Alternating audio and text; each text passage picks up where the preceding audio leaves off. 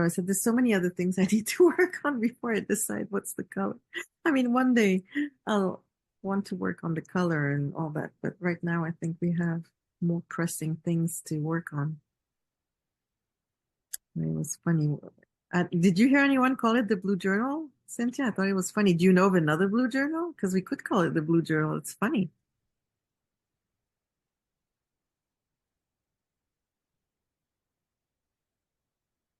I mean, I do feel we have now a distinct presence. It's always been blue and white. I feel if we changed, it's going to have to be gradual. Like soap changed that green to something more teal looking, and I feel it took many months until the dark green became a more vibrant color. I would change the color. I think the color's good. Yeah, but we do need a logo. True.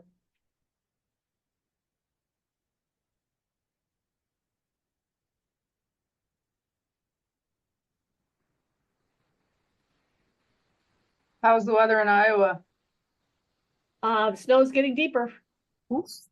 I don't know if you can see. Can you tell? It's let me see if I can. Can you see the snow? Yeah. It's been snowing since very early this morning. Oh, it's like currently snowing? Yeah. Oh, we had snow overnight, but it's not really holding. Are you still walking to and from in the snow? Well, I was riding my bike up until this morning, but this morning I just decided to walk. Yeah.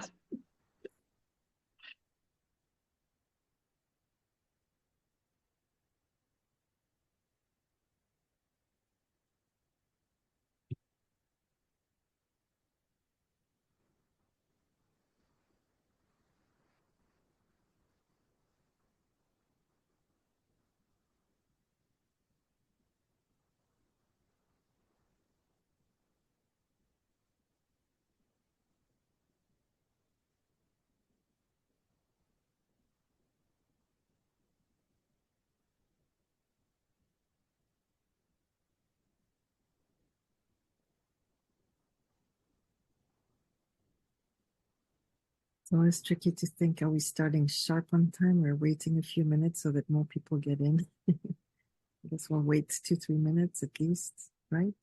Yeah, I showed 3:59. I try to be as prompt as we can because people do complain like, I was on at 5:01 and I wasn't able to join. So No, I can see people are. got 21. So I'll open it here and just when it turns 5, I will click the button.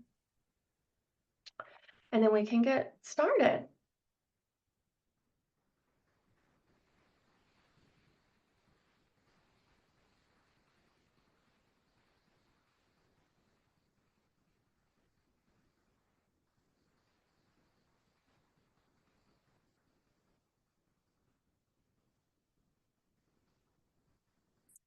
Good afternoon, good evening, good morning. I see people joining us. This is very exciting. I want to thank you all for joining us. This is going to be a 90-minute webinar, and I'm excited to see so many of you joining us. So I'll wait just 1 or 2 more minutes because I know people are still joining us. I just wanted to greet everyone. Also let you know that this is recorded, that you're currently all muted for the purpose of this recording, but we will have a Q&A session at the end where we will have the ability to unmute you so you can participate in the discussion, which I hope will be rich. I'm going to let us get more people in, and we will start in 1 or 2 minutes.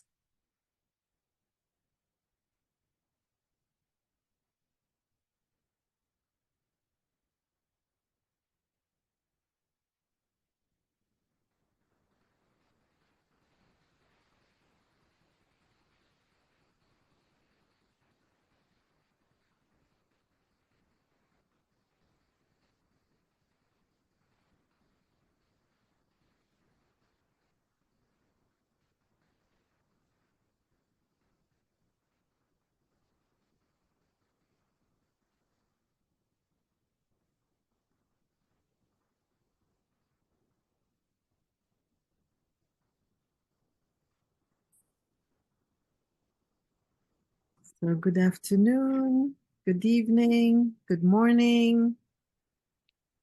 Thank you for joining us. I'm repeating the same thing again, but I did remind everyone this is a 90-minute webinar. We're very excited to see that people have joined us from around the world. I am going to start the webinar because we have a lot of great things to cover together. So for those who do not know me, I am Ruthi Landau, and I'm delighted to host and moderate the first joint Society for Obstetric Anesthesia and Perinatology, or SOAP, and the International Journal of Obstetric Anesthesia, or IJOA, in this editorial panel on writing, reviewing, publishing, and reading. I would like to thank the SOAP annual meeting organizers for their support in facilitating this webinar on this platform, which allows us to gather today with an audience and international participation that truly exceeds our expectations. So thank you so much to SOAP headquarters. You're here with us, and we really appreciate that. As a reminder, IJOA is the official journal of the Obstetric Anesthetist Association, and both OAA and SOAP have partnered with IJOA for decades now, and we hope to continue this really prolific partnership for many more decades. I will kick off this webinar with a brief introduction on IJOA's editorial priorities, and I will introduce my two co-panelists today, Dr. Cynthia Wong, who will present on how to review a manuscript, followed by Dr. Paige Keasler, who will share her reflections as a reviewer and a social media ambassador in her role as the IJOA Editorial Fellow. We will have ample time for questions at the end, and I hope you will prepare questions, and you can type them in the QA chat as we are presenting, but you will also be able to ask your questions live. We will be able to unmute you. I also wanted to say that this webinar is obviously recorded, and it will be available on SOAP's website, and you will receive an email tomorrow with how to get access to the recorded webinar. So probably Dr. Wong does not need an introduction, but I will introduce her nonetheless. So Dr. Cynthia Wong is a professor of anesthesia, the chair and DO of the Department of Anesthesia at the University of Iowa Carver College of Medicine in Iowa City in the United States. Dr. Wong is an obstetric anesthesiologist whose research interests revolve around labor analgesia and its effects on the progress of labor and fetal status, epidural labor analgesia, as well as anesthesia for cesarean delivery and postoperative analgesia. She and her group have published several seminal studies that have changed the practice of obstetric anesthesia. Dr. Wong is on the editorial boards of the British Journal of Anesthesia, is an editor of IJOA, and in the past, she served as section editor for obstetric anesthesiology for anesthesia analgesia. She has edited several major textbooks, including Chestnut's Obstetric Anesthesia, Principles and Practice, and the next edition is about to come out, and has authored multiple book chapters in major anesthesiology and obstetric textbooks. Dr. Paige Keasler is an assistant professor of anesthesiology and the current IJOA Senior Editorial Fellow. Originally from the Midwest, she completed her anesthesiology residency in 2020 as one of the chief residents at the University of Iowa Hospitals and Clinics, yes, with Dr. Wong. And following residency, she pursued an ACGME obstetric anesthesiology fellowship at Washington University in St. Louis. Upon completion, she moved to the Pacific Northwest, where she presently is the Obstetric Anesthesia Fellowship Director at the University of Washington. So from WashU to UW, to make it very simple for everyone to follow. So to introduce myself, I'm the Virginia Abgar Professor of Anesthesiology at Columbia University in New York. I served as SOAP president in 2020-2021, yes, during the peak of the COVID pandemic. I'm the current chair of the SOAP Centers of Excellence Subcommittee. I served on several editorial boards, but most relevant to this panel, I am the current editor-in-chief of IJOA, and I'm in this role since July 2024, so just 7 months. So the journal's priorities and as I see my responsibilities are to provide and promote ethically and scientifically sound publications that are meaningful for academic and private practice anesthesiologists caring for obstetric patients in Europe, North America, and around the world. And to be responsive to the needs and expectations of its authorship, reviewers, editors, and readership. You, all of you. The QR codes will take you to the recent editorial that we published on how the journal is embracing change in the current editorial landscape to ensure current, pertinent, thought-provoking content while remaining relevant and practical. So why this webinar and why now?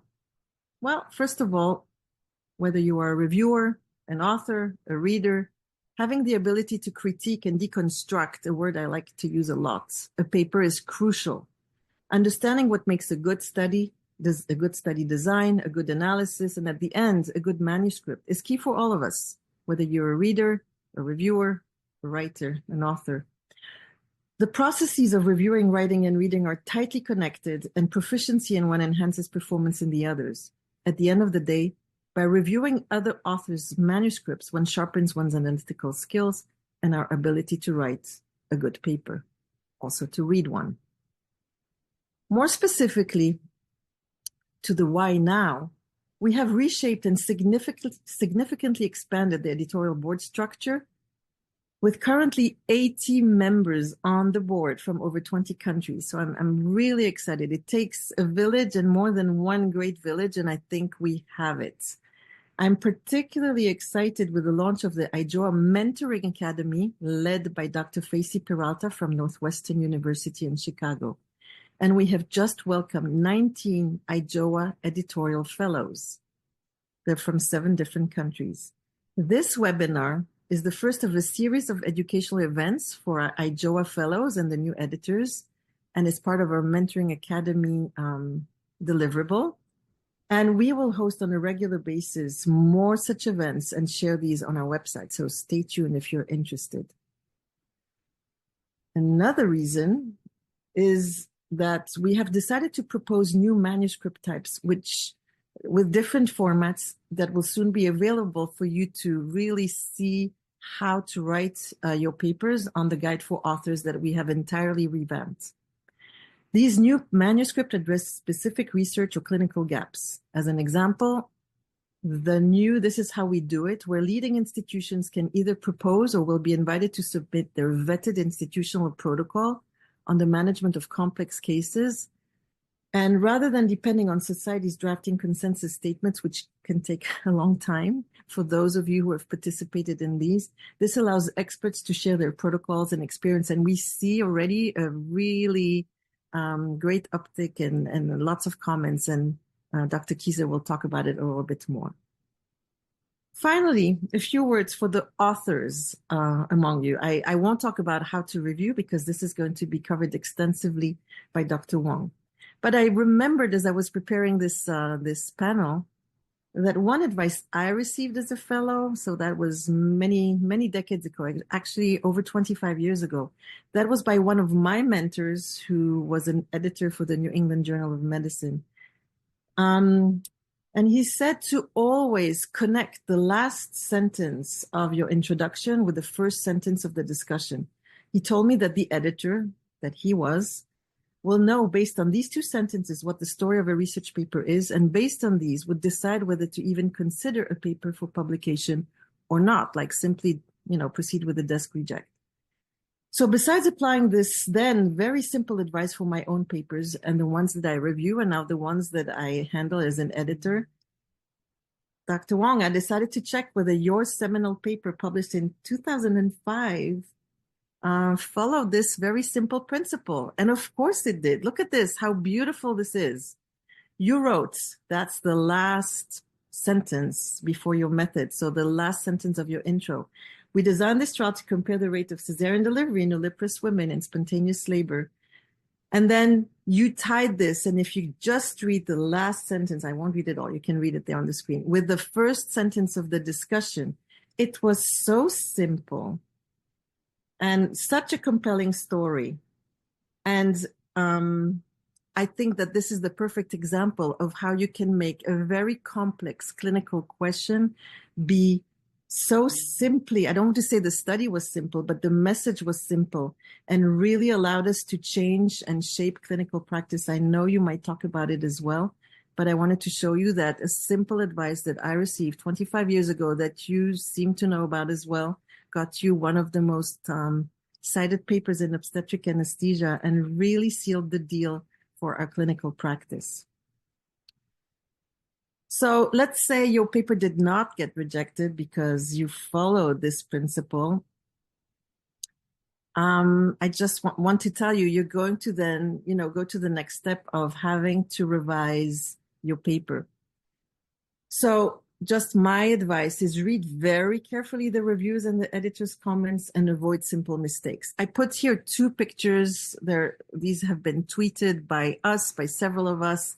I just thought that you would see what I mean by not making simple mistakes. Don't just do a mishmash of different things, thinking that the more you put things, the better it will look. That's not how it works. So this is my last slide. For the submission to the publication time, I promise, I really do promise that we will do our best to avoid unacceptable and unreasonable delays. We won't make you go through several iterations of seasonal fashion. I really think that we can improve the process now that we have a robust editorial board with very, very motivated reviewers, that we will not have more than 3 months from submission to publication, and hopefully even less.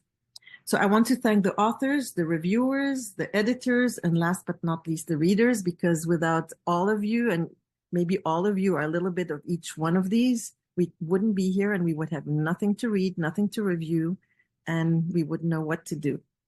So now sit back, take notes from Dr. Wong's masterclass. I'll stop sharing, and Dr. Wong, the floor is yours.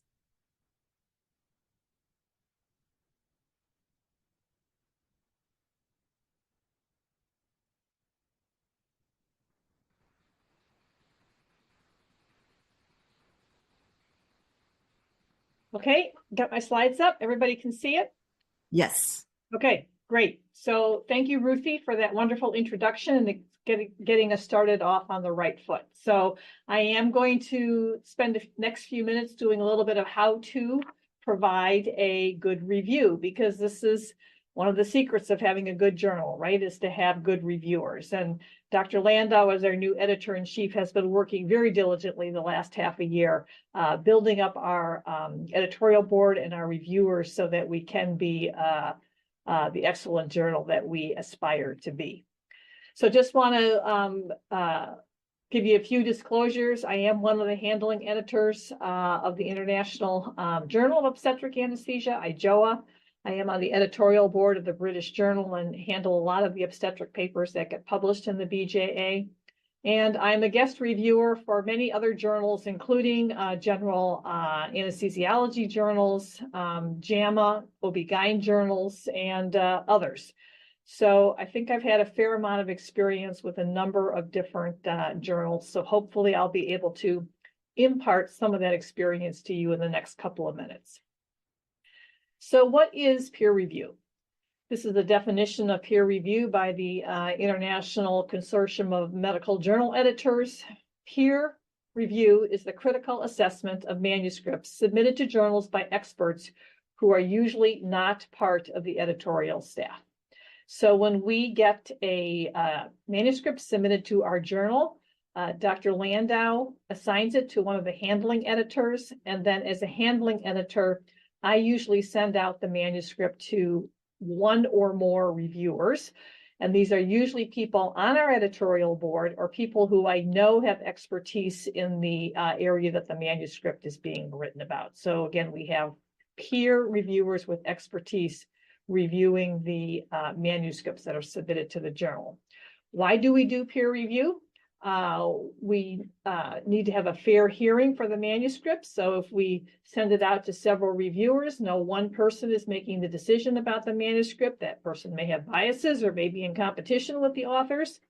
Obviously, it helps the editors to make a decision.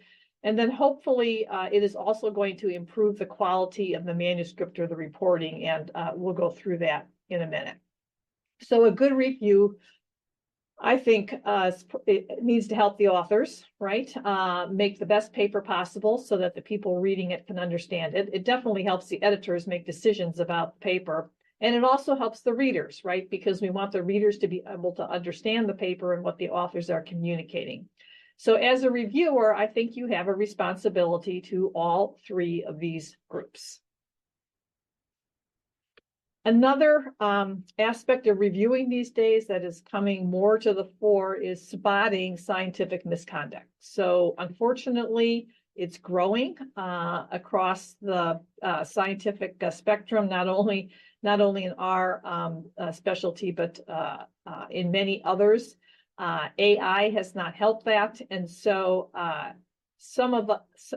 one of our jobs is to keep a lookout for scientific misconduct and alert the editor-in-chief that this may be going on. And you'd be surprised how often this occurs and how often reviewers pick it up.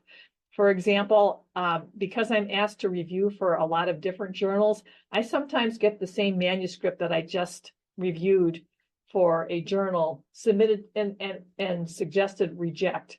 I get it back from the next journal that the author submitted to. And sometimes it changes in ways that aren't really ethical. And the editor might not have known that unless I pointed out, because I've seen the manuscript twice. So that's just one simple example, but there's lots of examples of scientific misconduct and how they are spotted by the reviewers. So what are the ethics of peer reviewing? Well, it's just common sense, right? One is confidentiality, particularly before the manuscript is published. You should not be chatting with other people about the contents of the manuscript. You as a reviewer are required to keep it confidential, and you should destroy or delete copies after review. You should disclose possible conflicts of interest, at least to the editor and possibly to the authors, so that the editor can make a decision about whether your review is unbiased.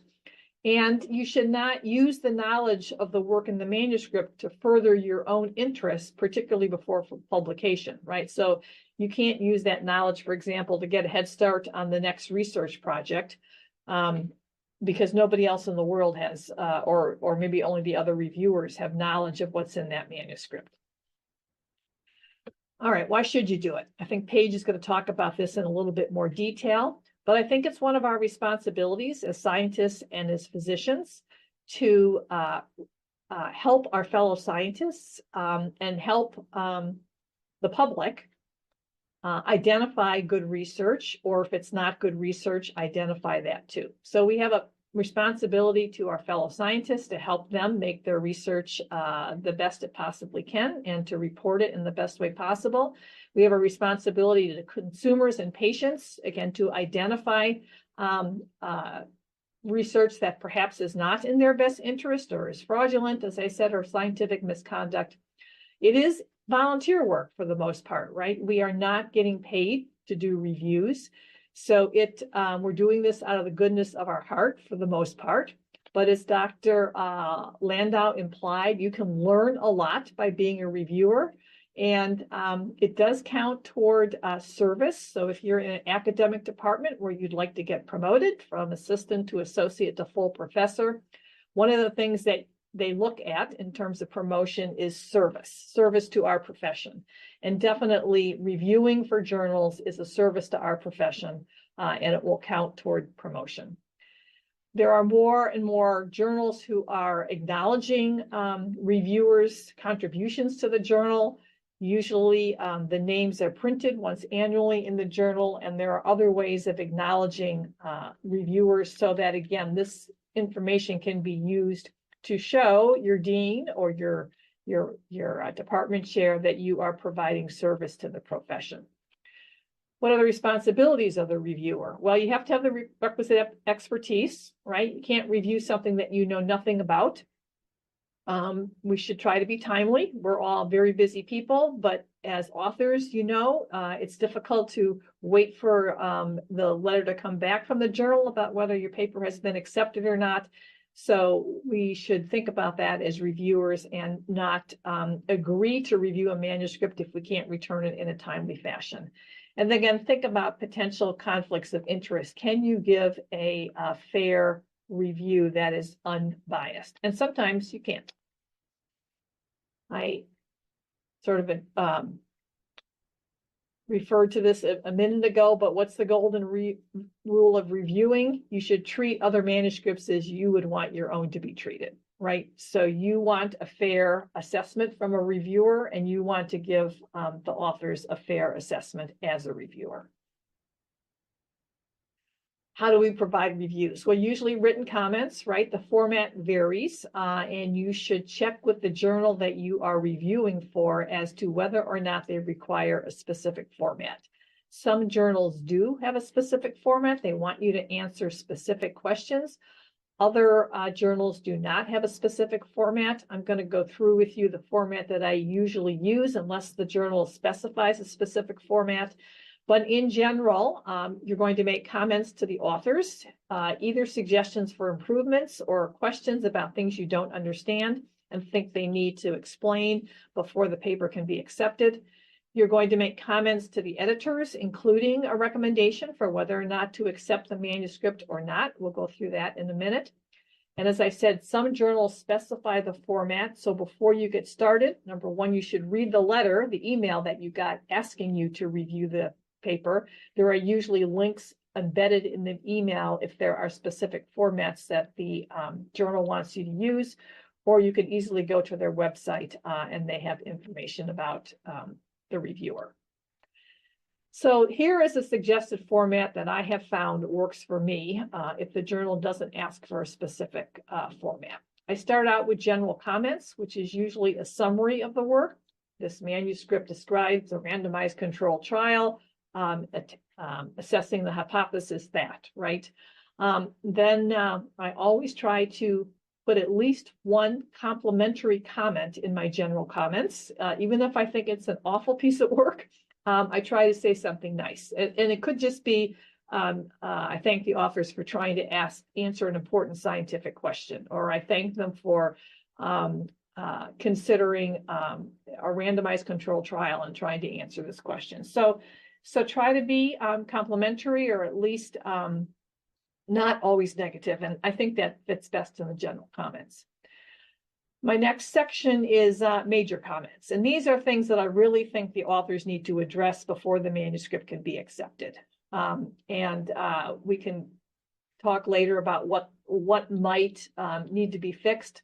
But sometimes the major comments are so major that there's no way that the authors can fix it to get the manuscript accepted. For example, if the study design cannot answer the hypothesis, that basically means that the research is not shouldn't be published. Those kind of things should go into the major comments.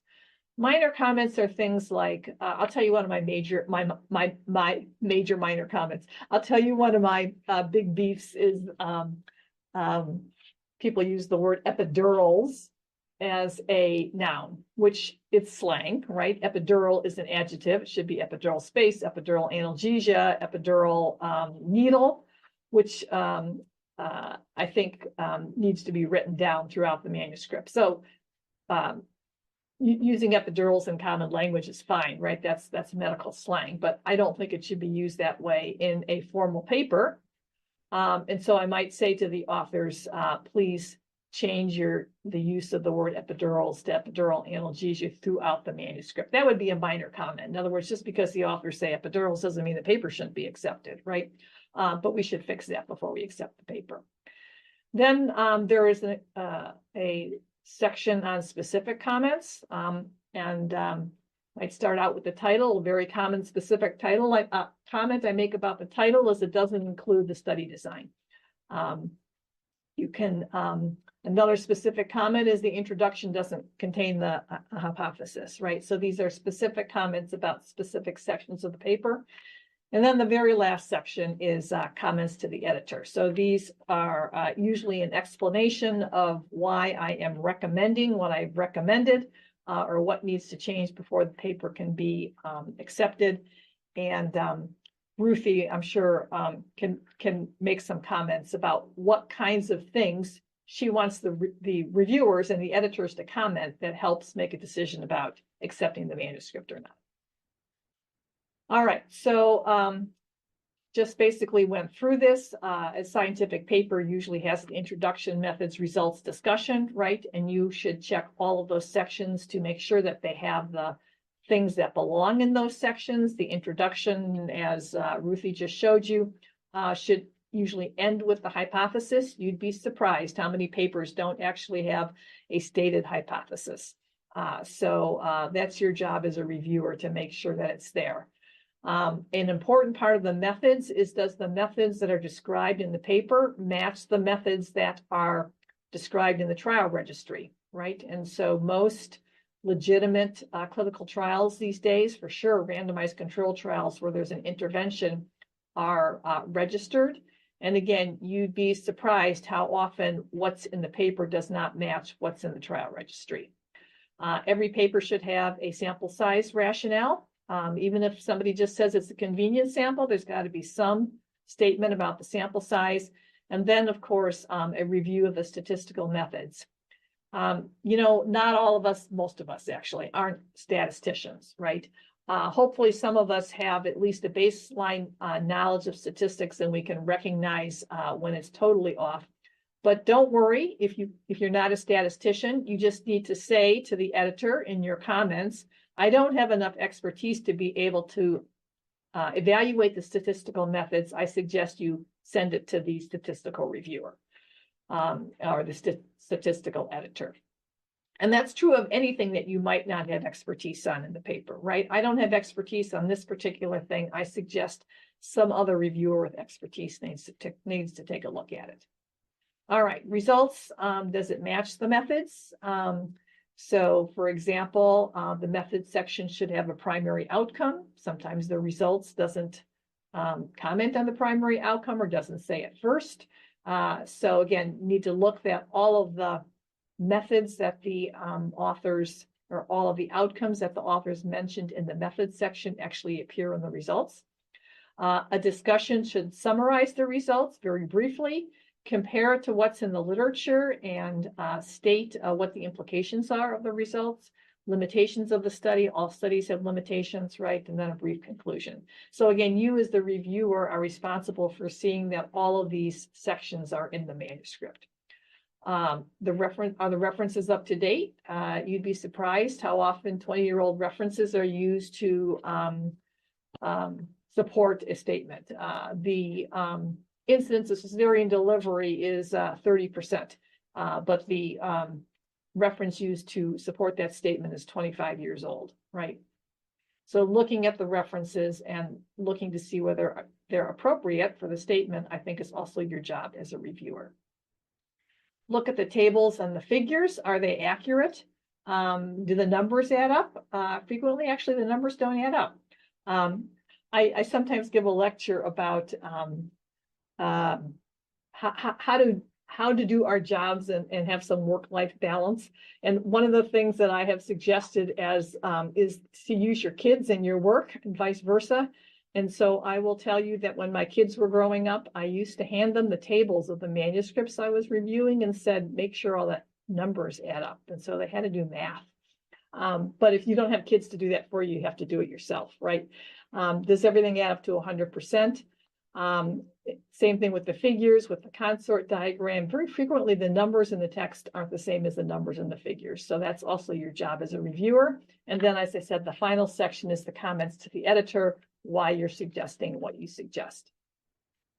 I think you should give the authors the benefit of the doubt, if at all possible. I mean, obviously, if they're committing fraud, you can't give them the benefit of the doubt.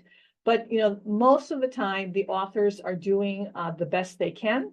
Sometimes they just don't have a grasp of the English language, or there are other things that they can't do perfectly because they don't have the resources to do it. We are an international journal. We encourage submissions from people from around the world. Many people around the world are not native English speakers or don't have the resources that we have in the United States or European countries. And so again, I think giving the authors the benefit of the doubt and helping them to improve their manuscript is a job of the reviewers. Again, as I noted, at least one positive comment, only constructive criticisms, right? We should not be criticizing authors with comments that aren't constructive. And most reviews are not made public. There are actually a couple of journals out there where the reviews are made public. But I think you should you should write your review with the thought in mind that you wouldn't be embarrassed if they were made public. All right, which means being polite and respectful. And think about, again, what it would look like if the reviews were made public. All right, contents of a thoughtful review. Well, we've gone through most of this already, but some of the journals have some nice suggestions on their website. So this one is from the British Medical Journal. And the things that reviewers should be looking for are originality. Does the work add enough to what has already been published in the literature? I mean, we should have replication in the literature, right? But why do we need that replication? And does this particular article contribute to the replication? Is the work important to the general readers? Does it matter to clinicians, researchers, and policymakers, educators, or patients? Will it help clinicians make better decisions, and how? If so, this is an article that should be published. And then the things that we just talked about is the research question clearly defined and appropriately answered? Does the overall design of the study, is it appropriate to answer the research question? In the method sections, are the participants adequately described or conditions defined, inclusion and exclusion criteria adequately described? These are all the things that you know about as an author, but as a reviewer, again, you're looking to make sure that they are all there.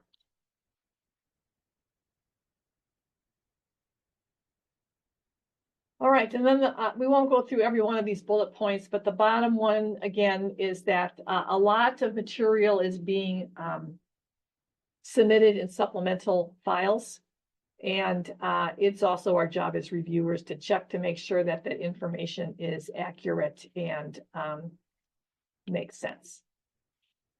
So this is another checklist. This was a paper in one of, I think, a family medicine journal, which I thought very nicely summarized the things that you should be reviewing as a reviewer. And again, we've talked about most of these things, so I'm not going to read them again, but I thought this might be a helpful resource for you.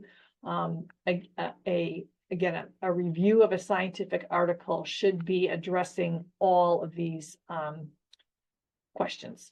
You should be looking for the answers to all of these questions. You don't have to comment on every single one of them, but you should comment on the ones where the components are missing, right? All right, and then the final thing, or the almost final thing, is that you need to make a suggestion to the editor on whether to accept the manuscript, and different journals have different categories that you can click off on their reviewing platform with your recommendation. This is a very common one: accept with minor revisions, accept with major revisions, revise and reconsider, reject, or I'll talk about the last bullet in a second. So accept, that's pretty rare in my experience on the first go around. Almost no paper is accepted on the first go around. There's almost always minor revisions to make and occasionally major revisions. So again, minor revisions would be missing a few things that are important, like the hypothesis. I could probably, as a reviewer, infer the hypothesis, but it should be written out. Major revisions are things that have to be changed or the paper is not going to be accepted. Revise and reconsider. This would be a category where I can't really make a decision about whether we should accept the paper because the authors have not given me enough information. And so that would be a revise and reconsider. I would ask the authors a number of questions that I need the answers for as a reviewer before I can make a recommendation to the editor. As I said, some papers, actually most papers, we reject, right? For a number of different reasons. And again, Dr. Landau is a good resource to say why she rejects papers. It could be just it's not the appropriate journal, might be a perfectly appropriate paper, but not not a paper for IJOA. Or it could be that the study design can't answer the study question, and there's no way that you can send the paper back and that's going to change. The authors already did the study, they can't change the study, right? And so that would be a reason to reject, because there's really nothing that the authors could do to the manuscript to make it acceptable. And then we have a final category, which is either refer the article for another article type. So for example, the authors may have submitted the article as a full research paper. And, you know, there's something in it, but it really doesn't deserve or doesn't need a full research report. We might make a recommendation to resubmit it as a brief report, or even resubmit it as a letter to the editor or correspondence. And then many journals, not IJOA, but many journals have sister journals. So for example, JAMA has JAMA Network Open. The British Journal of Anesthesia has BJA Open. And so sometimes papers who are not suitable for the major journal might be suitable for the sister journal, and you could advise the editor that you think that we should refer it to the sister journal. All right, I don't mind peer reviews by my millennial coworkers, but they need to post them on Yelp. That's where all the reviews are, right? I thought I would just spend a couple of slides talking about whether or not one should sign reviews. So that's a blinded method, which is most of what's going on right now, or an open peer review method. So as I said, there are a few journals out there that everything is open peer review. You know who reviewed your journal. I think the majority of journals are still using a blinded review method. In other words, you don't know the name of the, as an author, you don't know the name of the reviewers who wrote their reviews. There are some of us, and I know there's some people listening, who always sign their reviews, even for journals that don't require you to disclose who you are as a reviewer. I do this for 100% of the reviews that I write. Sometimes the journals actually take my name off, even though I've signed the review. But there are advantages and disadvantages of having a blinded versus open peer review. One of the advantages is that, you know, it seems like it's a fair thing to do, right? Somebody's criticizing you, or it would be nice to know who they are. Do they have biases, whatever. And so that is an advantage of having an open peer review system. It does expose possible conflicts of interest, and it probably makes the reviews more thoughtful. In other words, if this review is going to be attributed to you as a reviewer in public, everybody knows who you are, then you might just be a little bit more careful about what you're writing down and how you're writing it down, as opposed to nobody can attach your name to a review. It's just sort of human nature that we try to impress people, right? And if we don't care about impressing people, we're not going to do as good of a job. Disadvantages of the open peer reviewed system is some reviewers won't do it.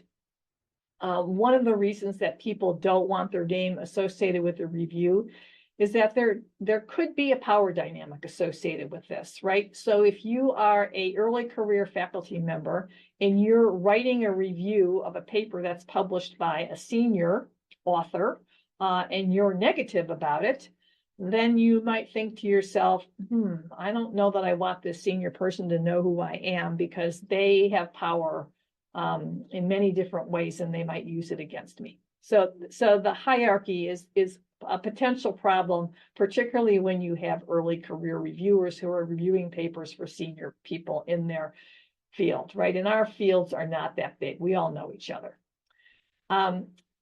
Another disadvantage is, again, if it's made public, people might not write what they really think because, again, of this power dynamic. So the reviews could be a little bit more timid.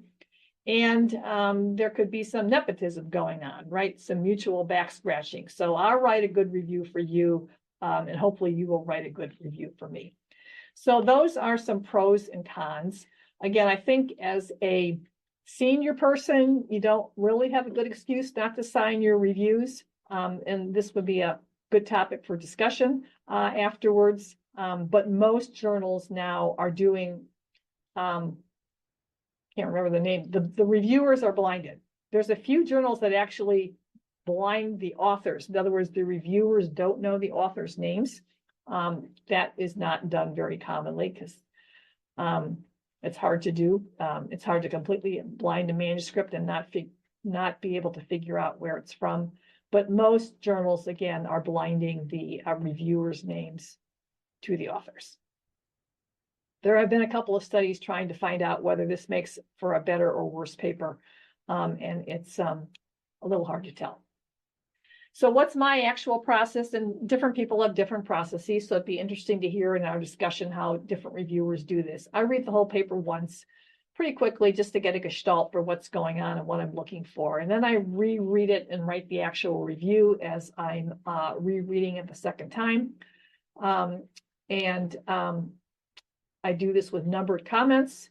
And finally, at the very end, I reread it one more time to make sure it makes sense and the authors will understand what I'm trying to ask or trying to say. What you don't need to do as a reviewer is you don't need to fix the grammar or spelling or formatting, not your job as a reviewer. Sometimes our reviewers are helpful and they do this, but that's the job of the copy editor of the journal. You can make some general comments like, please review the journal's guide for authors about how to properly format the references, for example. But you don't have to fix each one.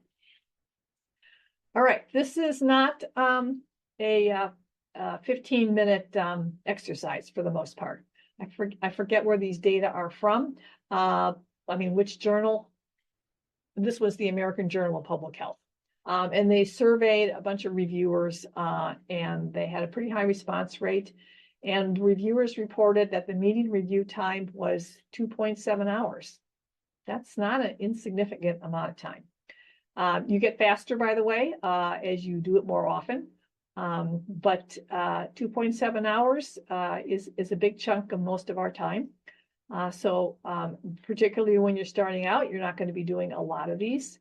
But again, this is not a 15-minute exercise. You can see the range there was 45 minutes to 8 hours.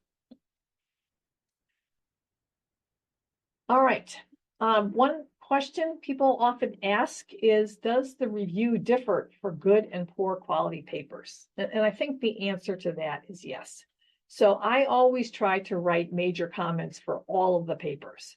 But for very poor quality papers that I know are not going to be accepted, I just cannot spend the 8 hours that it might take to comment on every part of the paper.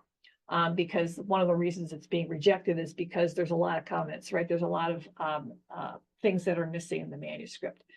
But I will put in my review, my comments are not, don't cover everything.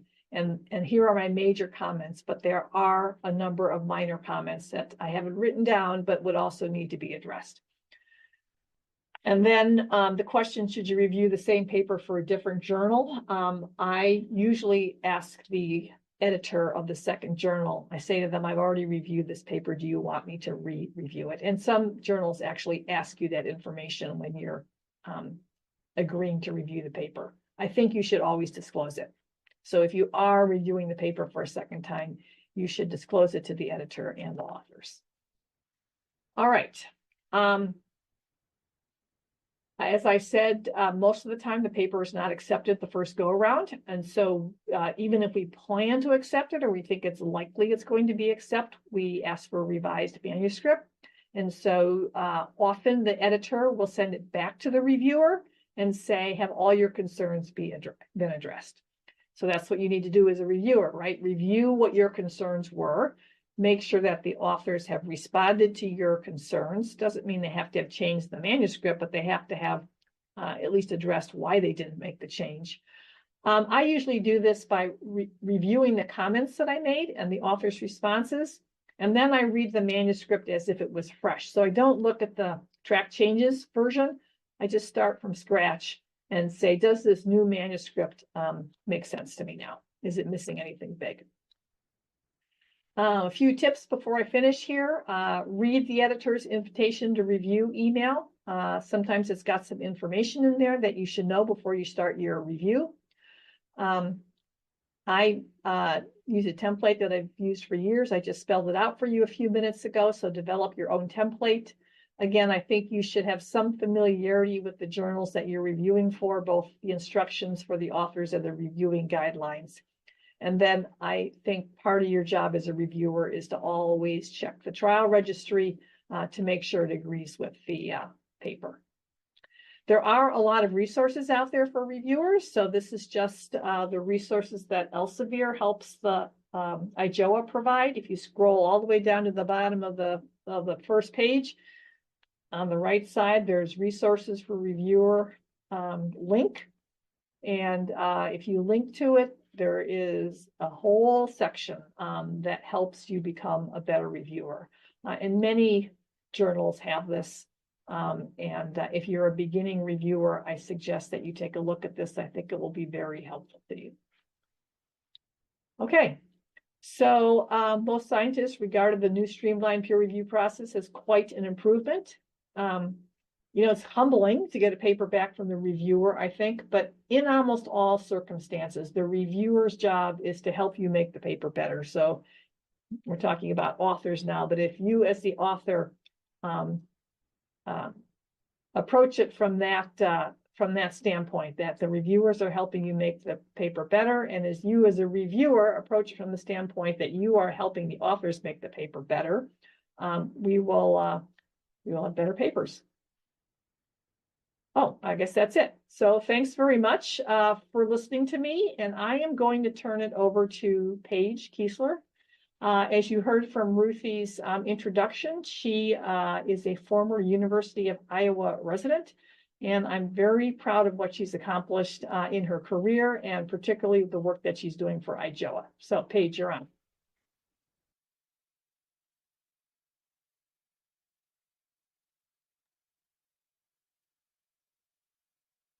All right, can you guys see and hear me?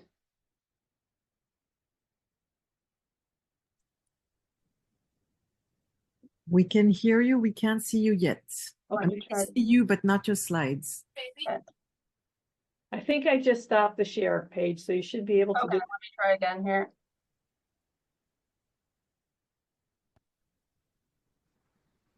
How about now? See the slides? Perfect. All right, excellent. Well, thank you, Dr. Wong, for that wonderful presentation, and thank you, Dr. Landau, for my introduction as well. Again, my name is Paige Keasler. I'm currently at the University of Washington. I've been in this fellowship role for a few years now, and I'll talk about my experience. So let's get right to it. So today's agenda is going to include an introduction into the IJOA fellowship role. You know, given my time in the role, I've actually been able to peer review over 30 submissions, which has been a wonderful experience. And I'll also discuss my step-by-step process for assessing manuscripts. I'll then transition into the fellows role in IJOA's social media platforms, IJOA's presence on social media, kind of where we started, how far we've come, and lessons learned along the way. I'll then wrap up with why you should consider being a peer reviewer, how you can get more involved if you're interested. So when I first started as faculty at UW, funny enough, I saw an announcement on social media, on X actually, as a call for applications for an IJOA fellow. This mainly revolved around being the social media ambassador, as well as getting hands-on experience. So I applied and happily accepted the role in 2022, signed on for a 2-year commitment, and spoiler alert, I'm still here. You know, I signed on for another year, and that's really because this position has been such a wonderful opportunity, and I've learned a tremendous amount along the way. The fellowship has really promised and delivered. I'm proud to share our most recent call for applications, which just went out. And Dr. Landau mentioned we have now 19 new fellows on board, which welcome. Most of them are here today. The focus has really been on 4 new pillars for the fellowship this year, all of which are really imperative and helping the fellows get good experience with peer reviewing. So one of the pillars that I'd like to talk about is the Editorial Peer Review Mentorship Academy, as Dr. Landau mentioned. This really allows the fellows to get hands-on peer review experience while being paired with a senior board member. So Dr. Peralta has been imperative in getting this off the ground. She helped plan this webinar today, and we have a lot of good webinars throughout the next 2 years for the fellows on board. So really excited about that. We also have a pillar including editorial collaboration. So this allows the fellows to, again, pair up with a senior editor, write editorials that can be published in IJOA after you have some experience doing peer reviews. The journal promotion side of things is more of the social media aspect. This includes the creation of an Instagram account, which me and my co-fellow, Dr. Vidushi, created in addition to our existing X account.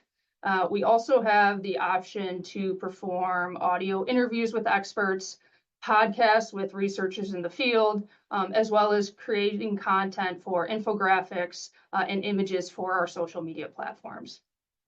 As Dr. Landau mentioned, we even have a new type of publication within the journal called This Is How We Do It. We're all really excited about that. This is a place where experts and institutions can share protocols for complex clinical scenarios. And we just had one of our first ones put out recently. So tune into that if you're interested. And then board engagement. So the fellows are allowed to sit at the table with IJOA editors and senior reviewers at big conferences such as SOAP, OAA, and ASA. So pretty quickly, I was getting manuscripts sent to me consisting at first of smaller things such as case reports, brief reports, correspondences, and then it quickly escalated to more complex submissions such as RCTs, non-inferiority trials, and I recognized pretty quickly that I needed some sort of algorithm for reviewing submissions. So I'll kind of go by my step-by-step process, which some overlaps with Dr. Wong, but I'll add a few comments here and there as well. So being prompt is probably one of the most important things. I generally will get an email where I will immediately view it and accept the invite if it's something that I feel like I can do within the timeline recommended.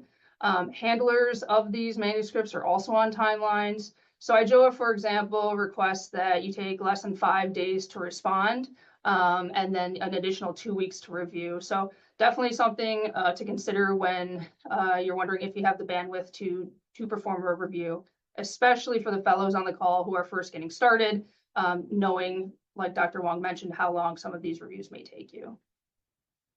Now, similar to Dr. Wong, I read the manuscript from start to finish. I don't make many notes at the beginning, kind of just get the general gist. I'll gauge the flow of the submission, the intent, and the overall presentation of the submission. For those of you who are reviewing for IJOA or maybe reviewing for multiple journals, it is important to read the reviewer instructions. Some journals will have minor particularities about style or wording or organization that you may want to pay attention to when you're starting your reviews.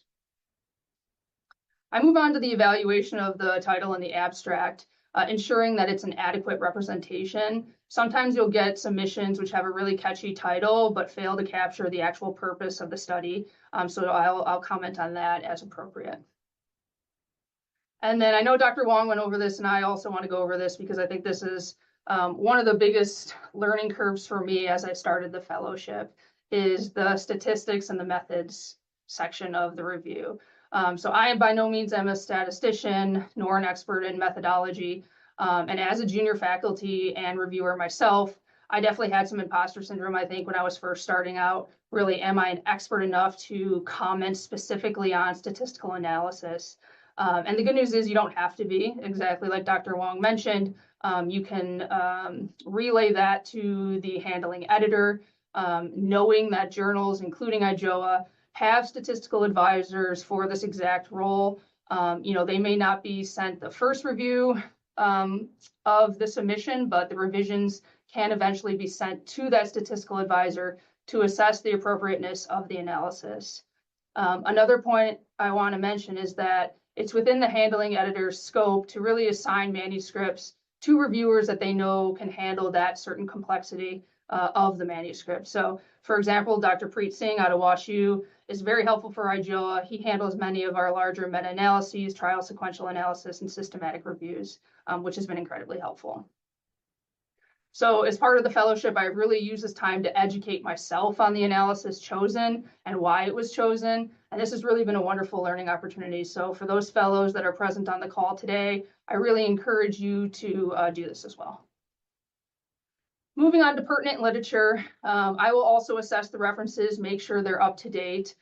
For example, like Dr. Wong said, sometimes authors will submit the manuscript and say, hey, in a recent study, it showed this. And then when I look up that study, it was from multiple years ago. So I always comment and recommend stating the date and the location that the study came out of. I think given that we are an international journal, this is really actually helpful for the reader. So instead you may say a 2023 study out of Japan showed XYZ. Next, I'll glance at the images, tables, and figures, making sure the optics look good, making sure they are actually readable, they're labeled appropriately, the axes are labeled, etc. When I write out my comments to the authors, I'll similarly sort them by overall comments and then major and minor comments as well. I will try to make specific comments to the editor specifically, maybe things I don't want the reviewer to see, or questions even I have about if they would want me to make that comment to the author. I try not to overstep in things that I'm unsure of. And then I also like to give praise. So for every one positive compliment that Dr. Wong gives, I probably give two. I'm IJOA's hype woman, I think, at this point. I think given the amount of manuscripts that I've read, writing manuscripts is hard, getting everything together is hard. So I think everyone kind of deserves a pat on the back for getting their submissions in. So this is just a screenshot of just a handful of the reviews, straight from the IJOA Editorial Manager website. So you can see the incredible amount of opportunities I've had throughout the fellowship. I've done over 30 at this point. My average time to respond to the invitation is 3 days. To complete the review is about 17. So again, very positive experience overall, and I've learned a tremendous amount. When I first started, you could see that I was getting about 1 a month, and I continued to do even a couple a month throughout 2023 and 24. All right, so you want to review and you want to perform well in your review. So here are some tips to get some editors to invite you back. So number 1, respond promptly and give yourself enough time. When I first started out, I definitely didn't sit down and do it start to finish. I would be able to save it and revisit it because I was surprised at really how long it took me. When I respond to the invite, I think, knowing that the handling editor would just rather get a yes or a no so they can reassign if they need to. So don't leave your handling editors hanging. Stay within the scope. Try your best not to veer off topic when you are reviewing. You can always ask about guidelines, both for authors and reviewers if needed. Again, I try not to tell authors to change things that I'm unsure of. Instead, I will pose that in the comment section to the handling editor. Focusing on the research at hand, given that, again, IJOA is an international journal, English may not be the primary language of some of these authors, so I instead focus on consistency. For example, are they consistently using the US spelling versus the UK spelling? And I will comment on that as appropriate. I will comment on vernacular if I think it is way off base, but I tend not to get too nitpicky about some of that. Showing integrity is always important, keeping the manuscript confidential. Sometimes you'll get something you're really excited about, or you want to talk to your colleagues about. Don't do that. Be clear on disclosing your conflicts of interest. For instance, if you're asked to review something research-wise that you're currently doing, maybe not the best manuscript to review. Being constructive and being consistent. Structure your comments to the authors, make it clear. I'll usually put page number and line number so it's very obvious to the authors what I'm commenting on. I do my best to make sure that every comment that I'm putting is helping improve the paper in some way. And then don't forget to check that supplemental information. A lot of tables and graphs and figures will show up there that also need reviewing and editing. So make sure you're taking a look at those. All right, so let's move on to the social media side of things, as was the majority of my fellowship and has definitely been a learning curve, and something that I'm excited to share. So as mentioned, we took over the existing X account, and again, with the amazing help of my co-fellow, Dr. Vidushi, we expanded from there. So when questioning really, is there a role for academic journals being on social media? I think the benefits are plenty, and I'm going to go over some of those now. So the first thing was expanding reach. So the first thing we did pretty quickly, since we are millennials, is we started an Instagram account. And since then, we've gained hundreds and hundreds of followers. We've posted multiple images, graphics, and content surrounding new publications. We have engaged the audience with questions and polls and comments, and we've also used it to make announcements, calls for applications. Another perk has been increased visibility. So with the international aspect of IJOA, social media platforms such as Instagram and X have really allowed us to easily share to those diverse audiences beyond maybe our traditional subscriber base. We've used hashtags that not only are seen by those within the medical field, but the general public as well.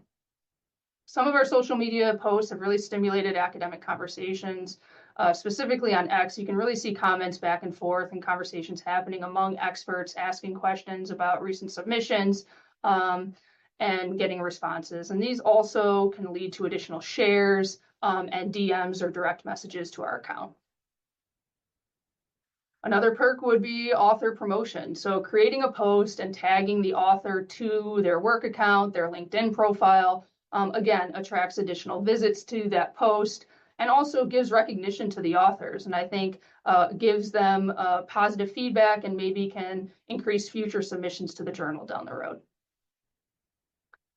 And then another thing that we've been really happy about is gathering real-time feedback. So, I've been able to use both Instagram and X and see what posts are getting the most attention, which are getting the most likes, which are getting the most comments. And then I could use that as insight into interest from the audience. So, for example, which publications are creating the most comments back and forth between experts. I can touch base with the editors and say, these recent publications on AI chatbots on labor analgesia is really getting a lot of attention. Maybe that should be an interest or an area where we're looking to share more and can inform future editorial decisions down the road. So ways to be successful in social media, especially when promoting an academic journal, are really targeting to the platform. So from an Instagram side of things, one thing that I've noticed is really those pretty graphics that come out of submissions probably get the most attention. Pictures, ultrasound images, tables directly from the manuscripts themselves look really nice on Instagram. Versus X is really a place where we can have a lot more conversation, a lot more back and forth between experts and sharing of those publications as well. There are programs to help you be consistent. I think this was a learning curve. Actual posting regular content can be time consuming. So there are programs out there that you can actually create multiple posts at once and then set a schedule and tell the program when to make them go live. So if you're sitting there, you're on call, you can make multiple posts at once instead of having to do one at a time. This definitely allows you to be more efficient in posting. And then the ethical guidelines of posting to consider include copyright for images, getting consent to tag authors, especially if you're using personal accounts and things like that. So if you're not already following IJOA on X or Instagram, go ahead and scan this QR code. That should take you right to our profile and go ahead and give us a follow. So here are some examples of posts that have been created for both Instagram and X. Again, creating posts for Instagram may entail us taking a graphic or an image directly from the manuscript and kind of making that the entire slide, such as what you see there on the bottom left. Alternatively, we can take quotes or kind of high yield punchlines from articles and highlight those with graphics. On those X posts, you can see more reposts or comments, questions, and kind of the take-home points with tagging some of the authors. And then also X allows us to follow our own editors and see what they're retweeting. So on the bottom right there, you can see our very own Dr. Landau, very excited about retweeting the new "This is how we do it" post, which went into details on the fetal surgery protocol straight out of Texas Children's. Very pretty graphics in that one as well. All right, so my take on why I think you should become a peer reviewer. Well, networking and becoming a part of your professional community has been a big perk for me. I've gained invaluable experience along the way. I've met regularly with experts in my field. I've gotten opportunities that I wouldn't have otherwise. And this undoubtedly has helped me propel my academic career from a pretty early stage. I have publications out there. I'm currently working on 2 editorials. And have been able to review a tremendous amount of manuscripts and diverse studies. And I think this has really helped me improve my own writing, both from a presentation, clarity, and writing style side of things. And then another obvious benefit is really keeping up with the latest research in your specialty, being able to pass that along to your colleagues and trainees and residents. So you want to become a peer reviewer, maybe it's easier said than done. So how do you become one? Well, I encourage you to network, find some editors at SOAP or OAA or ASA and chat with them. Be clear about your interests and your intentions and what you may be an expert on and feel like you can provide help with. Have conversations with mentors at your own institution. Ask if you can join them if you know they are already reviewing. And then if you do co-review with them, ask if you can have your name signed on with them as well. You can always volunteer to review, ask how to get a seat at the table. There's multiple journals out there that, I don't think some editors would be upset if you emailed and said, hey, I'm really interested in this. Can I potentially review as a junior reviewer? I think if you would have told me 3 years ago that I would be in this position, I'd be 3 years in, I would have reviewed 30+ submissions, have editorials, be sitting on a live webinar with Dr. Wong and Dr. Landau. I probably would have called baloney, but I think, it just takes getting your foot in the door and really opportunities can blossom.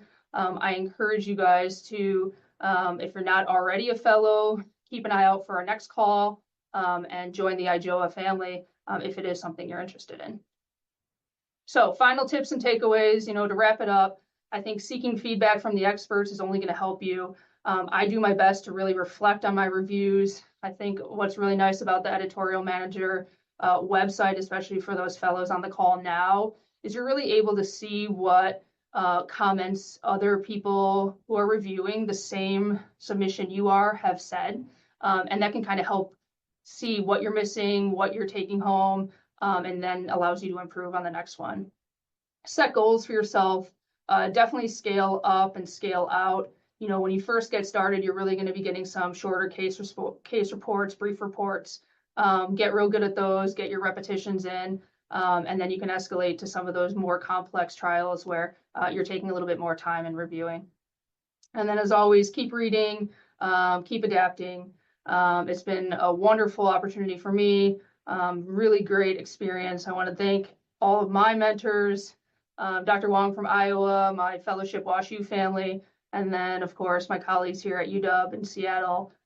Thank you guys so much. Thank you so much, Paige. Thank you so much, Cynthia. I think both of you presented. I'm getting text messages nonstop about how great this has been and how great this is. I don't know if anyone has any question. You can type your question. I will start off by making a comment. First of all, not to have an imposter syndrome at any time point. As much as the review process being absolutely key, you can't go wrong. Remember, you will not be the ones making a final decision. And for those who are fellows and juniors, you will have the opportunity to go over your first review. So my point now, the point I wanted to make is more for the, I would say, expert reviewers and definitely the senior reviewers. As the editor-in-chief, I'm, getting things, and I'll tell you a little bit my process. There's certain papers that I receive. So on average, I receive 3 papers a day. every day, and I actually log on more than once a day. I log on all the time. And some papers I just decide it's a desk reject. I'm not going to send it to handling editors. I'm not going to send it to reviewers. It just doesn't make the cut. So I'll give you an obvious example of what doesn't make the cut. The easy ones, I would say, are the case reports with no message. We had a patient with aortic stenosis. We did the combined spinal epidural. Patient did well. Great. We're really happy. But that doesn't teach anyone anything. So that's a desk reject. Sometimes I get papers and I'm thinking it's not necessarily a case report, but I'm thinking, there's something there, but they're not telling me enough. I don't have enough information, but I don't want to send it to reviewers because they'll just think there's not enough information. So something that I've started to do, and Cynthia alluded to it, is that I email back the authors and I invite them to resubmit under a different format. So usually if it's a full paper, but it doesn't seem like the question is that important, or there's not enough there for a full paper, or same for the case report. The full paper will get an invitation to be revised as a brief report, and the case report will be invited to be revised into a correspondence. So it's the abbreviated version, and I already give them some pointers. I don't just tell them shorten it. I already tell them resubmit with this, that. Like, it doesn't take me long to do. I can see that. And they usually resubmit. I haven't had anyone say, no, thank you, I'll go elsewhere. They resubmit. So that's one thing. But when it does go to the handling editors and to the reviewers, and sometimes I've invited reviewers directly without going through the handling editors, what is extremely helpful, really helpful, is to have that sandwich that you all seem to do as reviewers. You say, this is great, but this is not so great. But sometimes you're very nice, or you're very lukewarm, or you're very watered down. And it's difficult for the handling editor or for myself to actually know what you really think. So in the comments to the editor, just say it. You can say, I didn't say to reject it, but I'm tending towards rejection. It's very helpful when you tell us what it will take for you to say that this paper would meet criteria for publication. So really use that opportunity. There are many reviewers who don't use the comments to the editors as an opportunity to really say what they think. And I think this is maybe the biggest comment I will make at this early stage of us communicating around the review process.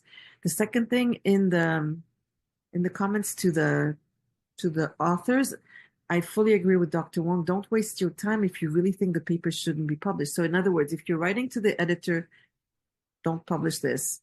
Don't spend too much time, but maybe tell them what was the thing so that it's not just for the authors, but also for the handling editor and myself, we can rely on this to say, this is what made us not accept the paper. Because if your comment to the author is, this was great, we congratulate you for a great study that is well written, and then in your comments to us, it's like, the paper was awful, it's really not great, not for the authors and not for us. And remember, I feel that we do have a responsibility to the authors to guide them a little bit. Otherwise, we'll continue to receive papers that will have the same gaps and the same issues. So giving them one pointer, teaching them one thing, or telling them what's the fatal flaw in that, either in that study or the way they wrote it up or in the figures or things like that, I really think are helpful.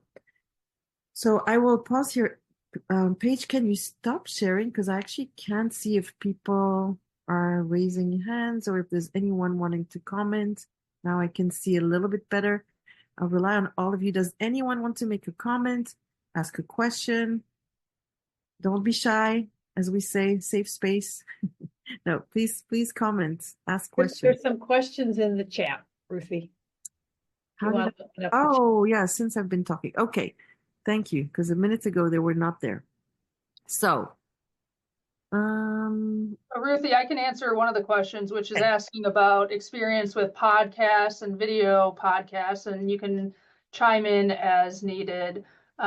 We have Dr. Antonio Gonzalez, he's a big part of the editorial board, and he's the role of kind of content creator, podcast host. So although we don't have any podcasts yet, We have a lot of ideas for podcasts, and also maybe not even a podcast, but just audio interviews of some of the authors. I think one thing we're working towards is having conversations recorded with the folks who are publishing the This Is How We Do It publications. And so we have a lot of the equipment. We're in the process of it, and that's kind of our next step. So that was an answer for Lorena. Thank you for your question. Quick comment, which is great. We have a lot of opportunities. First of all, SOAP has a research highlight and has reached out to us to ask for permission to highlight a few of the recent papers that we've published. So I'm obviously loving this cross-pollination and this partnership that we've always, encouraged and enjoyed.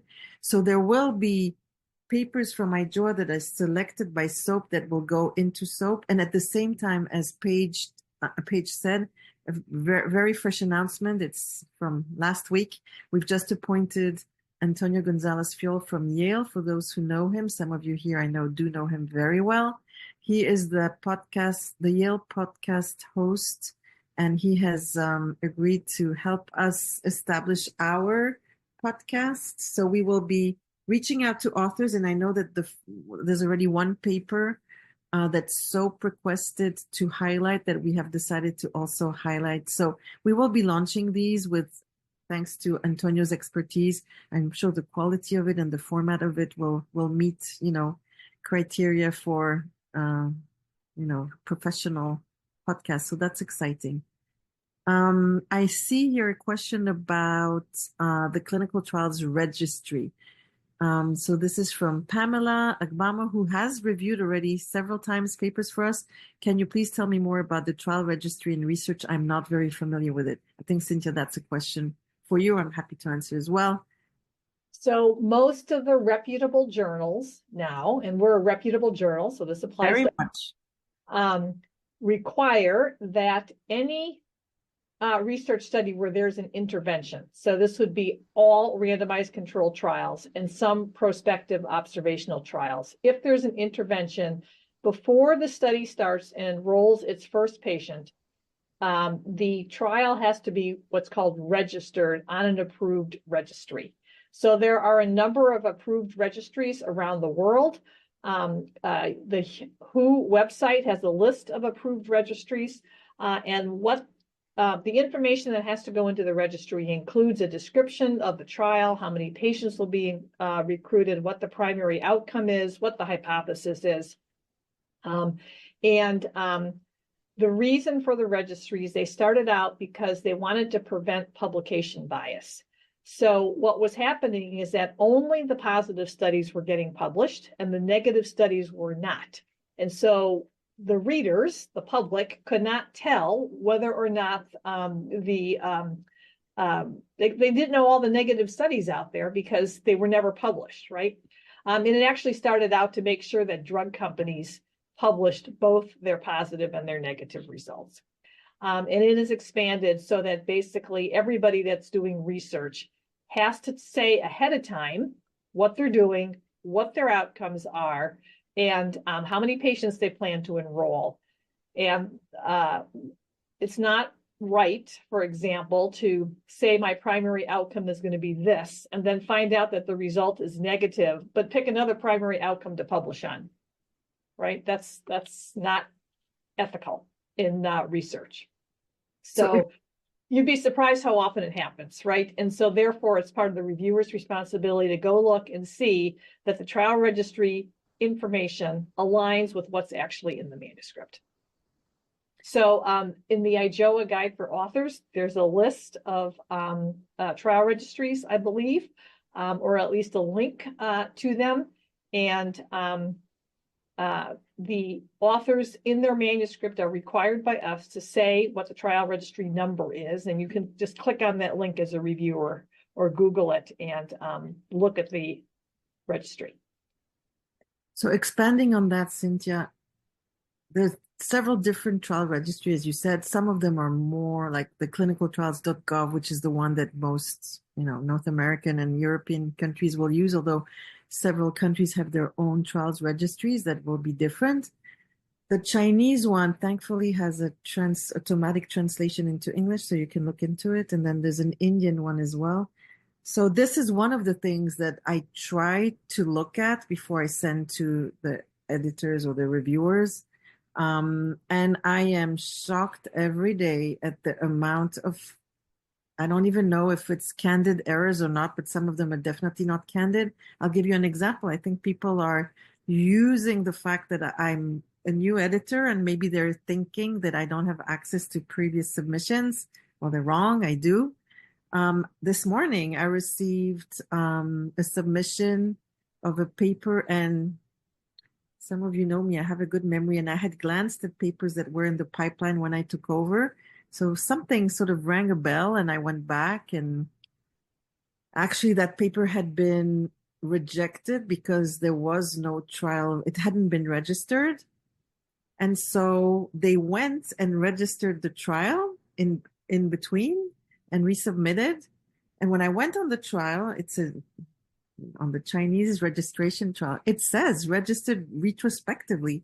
So I don't know if it's the authors who typed it or just that's the way it goes in, because the dates don't match. It says retrospectively. And I'm like, okay, so not only did you know that your paper was rejected last year for that reason, but now you are registering it. It's retrospective. And obviously you're not putting it in the paper. So these are the things I do try to look for it. And I think it requires a level of inspection that is way beyond the one that we would be, assuming we need to do. So if I missed it and I did send it out, please look as well. And it's really enlightening. I think, okay, this one is registered. The dates look right. And then as Dr. Cynthia said, the primary outcome is very different.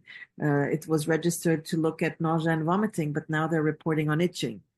It is almost every day. So this is obviously another reason for the desk rejects I do on a daily basis. And again, you have to be super cautious. I might have missed it. The handling editor might miss it, but it needs to be picked up. And it's actually very, I think it's part of the process. We really need to look at it. We've asked now in the guide for authors, the authors will need to put it in either the abstract or the last line of the methods with the link so that we don't have to copy paste the trial registration number, because that can sometimes be fastidious. So the question, so does a study need to be redone from scratch if they forgot to register? They don't have to do it from scratch, but it won't get published in a good journal. There are enough bad journals that will publish a study that wasn't registered before it was started, and that's up to them. But you will know as a reader that if you see a paper that looks like it could have been published in a better journal and it's published in a journal you've never heard about, that probably that's what it was. And again, it's not because they didn't register, but usually it demonstrates sloppiness, and often you will see that the primary outcome is not the one that is reported. I can tell you, very informative when you do scoping reviews to look at what has been published. You find studies where there could be a registration, but no primary outcome, no hypothesis. So these are the kinds of papers that will not get published in a journal like ours and will get published in journals none of us has never heard about.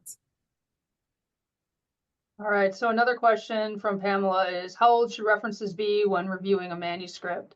Aside from when it is something of historical interest that you can't really help, can I find this in IJOA's guidelines? Well, that is a good question. So it depends what it is. I think if something is seminal, like Cynthia's paper from 2005, it should be a reference if what you're trying to demonstrate is the lack of impact of early neuraxial labor analgesia on the mode of delivery. And you can cite this one and all the others.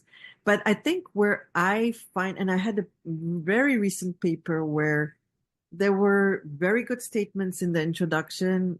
And when I looked, it wasn't just that the references weren't recent. The references were review articles where the study that reported on the outcome that was stated in the introduction was mentioned. So rather than put a review article, it's just so much better if the authors can go and cite that paper. So I'll give you an example. It was something about Neuraxial labor analgesia use in whatever country. I won't go into the specifics. And they cited a review article. Why not cite the paper that tells you what's the epidural rates in that country? So it's the source that is important. And then you start seeing that when that happens at the beginning, then often the references are just vaguely supporting the statement, but not really. So it requires obviously for you to know a little bit the literature and say, well, if someone is going to say that epidurals don't cause C-sections, maybe Cynthia's paper is the one that should be referenced and not the review article that talks about Cynthia's paper. And then if you start looking at the paper, which hopefully you should do, because that's how you're going to learn more about obstetric anesthesia, you'll realize, how did they come up with that statement? That paper actually never talks about this. I think these are the things that I see often with references. Another rule, and that depends on the journals, is not citing abstracts that, so that's really with a timestamp. Like you might have gone to SOAP or OAA and you saw a great presentation and there was an abstract.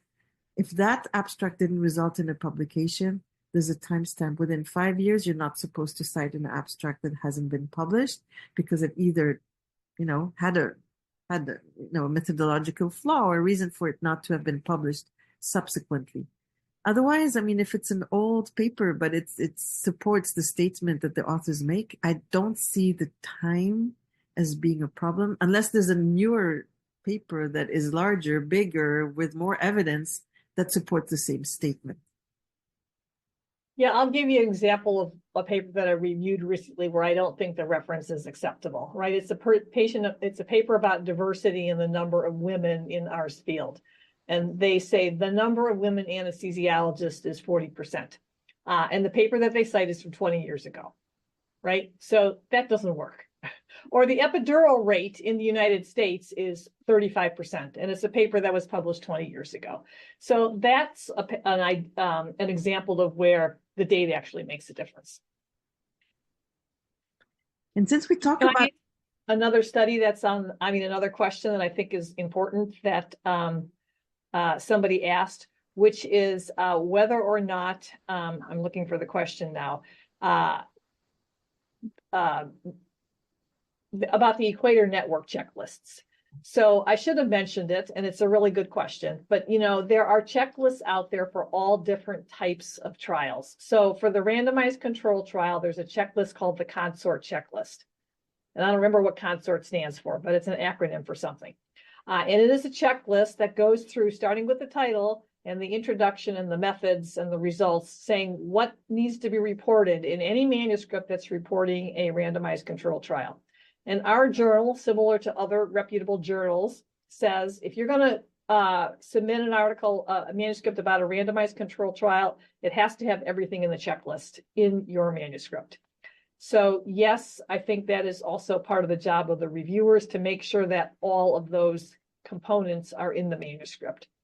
And I should have spelled it out specifically, so it's a really good question. But there are checklists for all different kinds of study designs. There's checklists for observational trials. There's checklists for systematic reviews and meta-analyses. There are even checklists for case reports.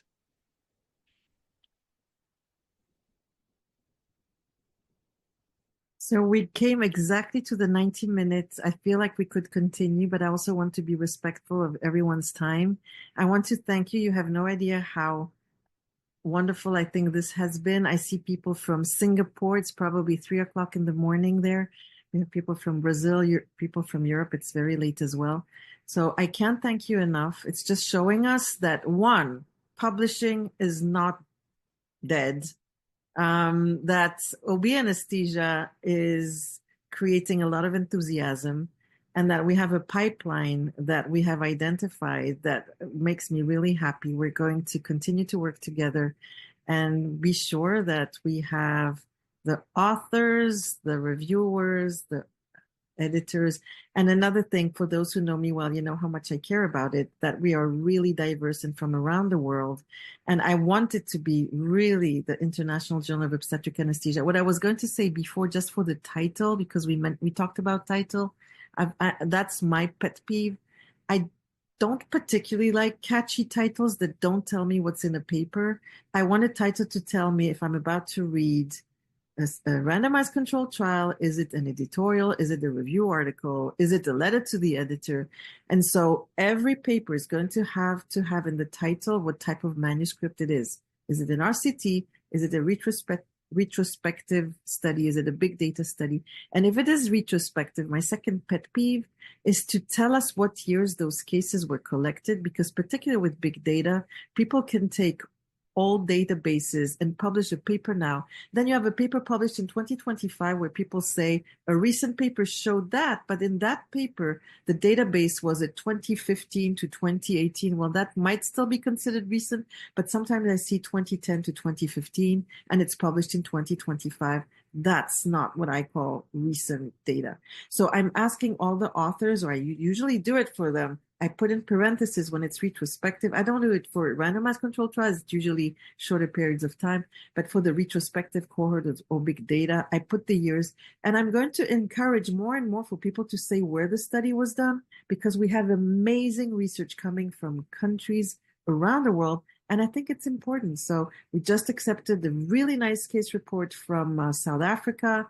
We have papers from Japan. We have papers from really around the world. And if I didn't mention your country, please excuse me, but we really get amazing research and case reports. And I want to thank the editorial board. As I said, it takes a village. It's a big one. The editorial board is composed of senior editors, the associate editors that just joined us. We have 3 new section editors, including Hector Lacassi, who's going to help shape maternal global health papers, and Preet, we already mentioned Preet Singh, who's helping with systematic review meta-analysis. David Bogo, not a new editor, but new in this role as our ethics and legal matters. And we have Malaki Colon for the statistical advice for those papers where we feel we need an additional look. So I want to thank you all. Thank you for joining. The link to the webinar will be available tomorrow.